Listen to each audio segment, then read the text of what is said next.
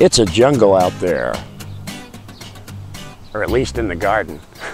Hey everybody, Reaganite71 here.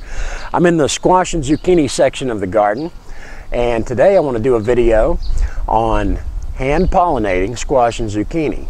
This year it seems like I've either got a bunch of fruit or squash and zucchini on and not enough male pollination flowers, or the opposite. I've got a lot of males and I don't have a lot of fruit. So today I'm going to show you how to deal with that, or how I'm going to try to deal with it to get them going. When it comes to squash and zucchini, you've got two types of flowers that are on the plant. First of all, you have the male flower, which come off of these long spindly stems, and at the end you have the flower. And then the other type of flower is going to be the female. And the female is at the end of your actual fruit. In this case, it's a zucchini, and you can see the flower right there. And what you have to have in order for pollination to take place is you have to have an insect, bee, what have you, go in and get the pollen off of one and carry it over to the other.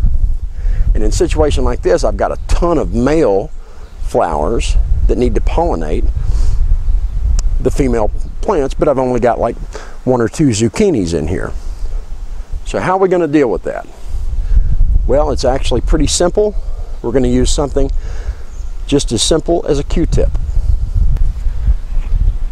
If you don't have a Q-tip, something that works even better is like a small, very light and airy paintbrush with bristles.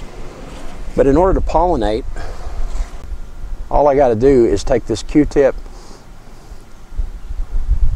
and put it on there. You see that? There's the pollen. And then the next step is I'm going to gently open this up, the female flower.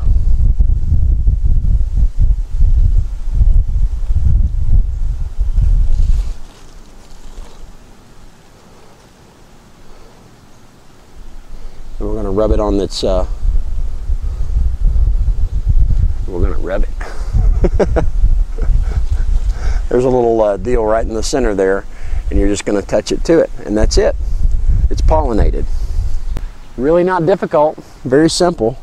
You just got to know which one's the male and which one's the female and get the two together.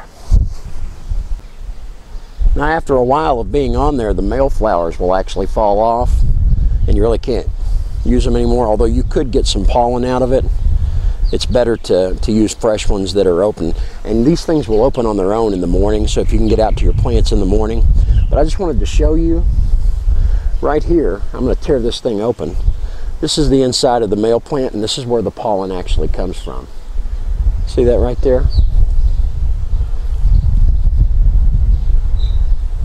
This is where your pollen on the male actually comes from. And for that matter, you could actually take this thing and pull it back, and you could use this if you didn't have a Q-tip or a paintbrush, and you could go dab the open female flower in the morning when it's open all the way, and just stick it in there, and you can get it pollinated that way as well.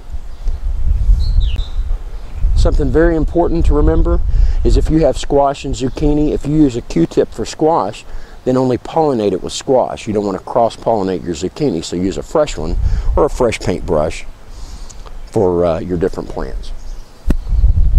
So if you guys are having issues with your squash or zucchini and you can't get it to pollinate, try hand pollinating. That might help you out. One other thing that you can do is, if you don't like pollinating, or if you have a greenhouse, they have something called Parthenon squash and zucchini.